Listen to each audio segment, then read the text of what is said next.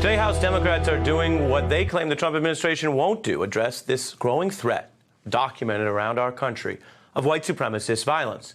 Consider that the owner of the website 8chan is now testifying after facing a subpoena by lawmakers, noting that 3 of the acts of white supremacist violence were linked to that very website this year alone. Now, there's been a wave of mass shootings and a drive-by extremist type of hate. You could think about El Paso, think about California, think about internationally, the issues in New Zealand. Well, my next guest has special insights into this. Mike German is a former FBI agent who spent years infiltrating white supremacist hate groups. The FBI now says 40% of the 850 domestic terror cases they're investigating relate to race or religion. This is an exclusive interview. Mike German is here, and I should mention his new book is Disrupt, Discredit, and Divide: How the New FBI Damages Democracy. It's coming out next week. So great to have you. Let's get right into this. What is important to understand about this growing threat? Well, I think the most important thing to understand at this moment is that the U.S. Department of Justice doesn't even know how many people white supremacists kill each year. And that's because they have, through a matter of policy, deprioritized the investigation and prosecution of white supremacist crimes for decades now.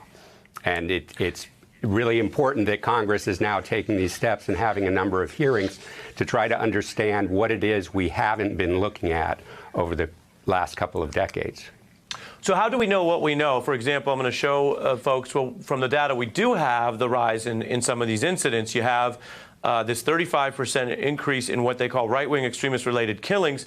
Now, that's ADL. You're saying the government hasn't caught up with that kind of tracking? Right. The government does not keep an official count.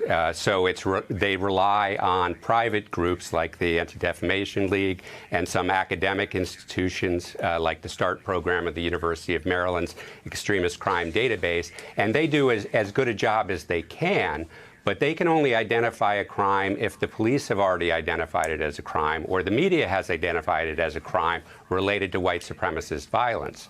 But we have to understand that half of the violence in the United States today goes unsolved. And that includes 40% of the murders in the United States go unsolved. And because the Justice Department has this policy of deprioritizing the investigation of white supremacist crimes, we don't know how much of that violence is related to these groups. What did you learn when you were actually infiltrating these groups? What drove these people? Was it a turning point they could never turn back? It was a very complex movement is one of the things I understood. There are a lot of different groups that might have the same goal of a racially pure white ethnic society, but they have different ideologies, philosophies, and even theologies that justify this behavior. And there's an awful lot of friction between them and discontent between them where they don't get along with each other. And a lot of the violence involved in these groups is intergroup violence.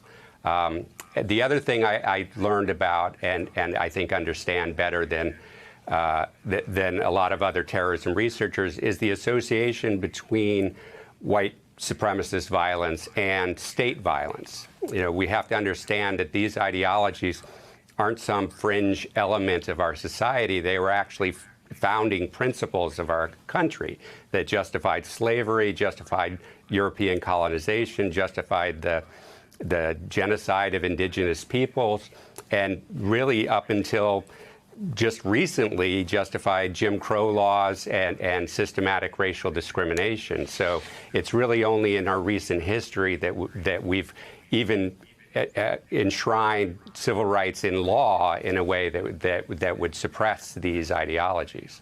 Yeah, it's well laid out, a serious problem. You've got a lot of experience on it, and the book, while sad, is hopefully a timely part of the solution. I should mention again for folks interested, Disrupt, Discredit, and Divide: How the New FBI Damages Democracy. New from Mike German next week. Our thanks again. Hey, I'm Ari Melber from MSNBC. You can see more of our videos right here, or better yet, subscribe to our YouTube channel below. You could have been anywhere in the world, but you're here with us, and we appreciate that.